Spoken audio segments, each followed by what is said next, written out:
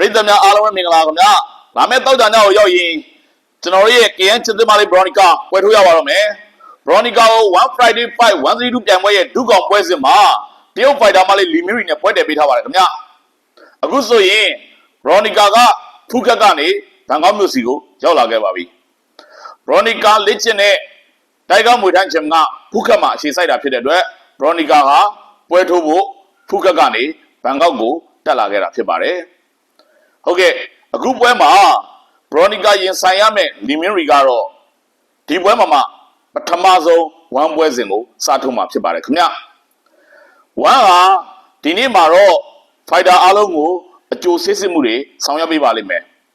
ဘာကြောင့်လဲဆိုတော့အရင်တုန်းကဆိုရင် official hydrogen test စစ်ရတဲ့ဝိတ်ချင်တာတွေလုပ်ရင်ဖိုက်တာအများစုပြကြာရှုံးမှုတွေကိုရင်ဆိုင်ရတယ်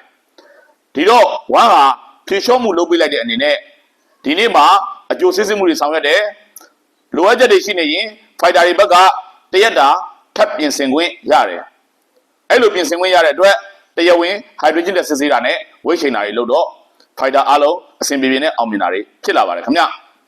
ဟုတ်ကဲ့မနေ့ကမှာ hydrogen test စစ်ရနဲ့ဝိတ်ချင်တာတွေဆောင်ရွက်ပြီးရင်တော့ပွဲထုံးမဲ့တောက်ကြညရောက်လာတော့မှာဖြစ်ပါတယ်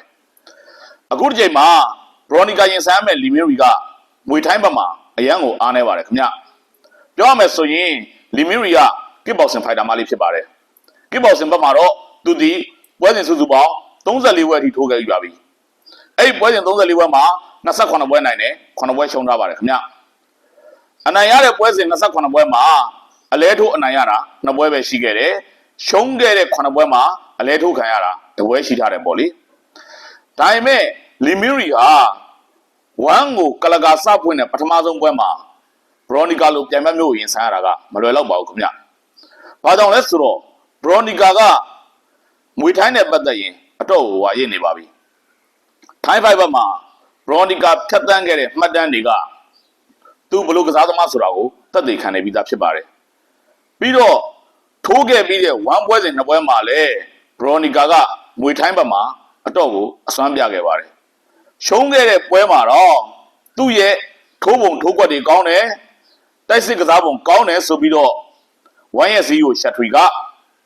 Veronica ကို bonus ပေးခဲ့ပါတယ်ဒါကြောင့်အခုပွဲမှာသာ Veronica ဟာလီမီရီကိုအလဲထိုးပြီး bonus ထပ်ရရင်ဝမ်မှာထိုးတဲ့3ပွဲလုံး bonus ရရှိတဲ့ fighter ဆိုပြီးတော့မှတ်တမ်းသစ်တစ်ခုရရှိပိုင်ဆိုင်ပါလိမ့်မယ်ခင်ဗျ Veronica ကလည်းအခုပွဲစဉ်အတွက်အကောင်းဆုံးလက်ကျပြင်ဆင်ထားတာကိုကျွန်တော်မြင်တွေ့ရပါတယ် Veronica ဟာဒီပွဲကိုသာထပ်ပြီးအနိုင်ရလိုက်မယ် bonus လည်းရလိုက်မယ်ဆိုရင်တော့သူ့အနေနဲ့ရှေ့လာမယ့်ပွဲစဉ်မှာ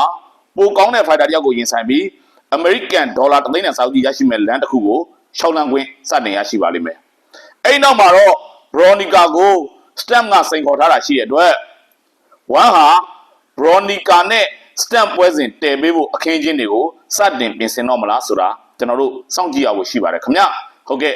အခုဆိုရင် Veronica ဟာဘန်ကောက်ကိုရောက်ရှိလို့နေပါပြီတောက်ကြညမှာနိုင်ပွဲနဲ့အတူ Veronica ကိုမြင်တွေ့ခွင့်ရပါစေလို့ဒီနေ့ကနေကြိုတင်ဆုတောင်းပေးလိုက်ပါတယ်ခင်ဗျကြည့်ရှုအားပေးတဲ့ပရိသတ်အားလုံးကိုအထူးပဲကျေးဇူးတင်ရှိပါတယ်ခင်ဗျ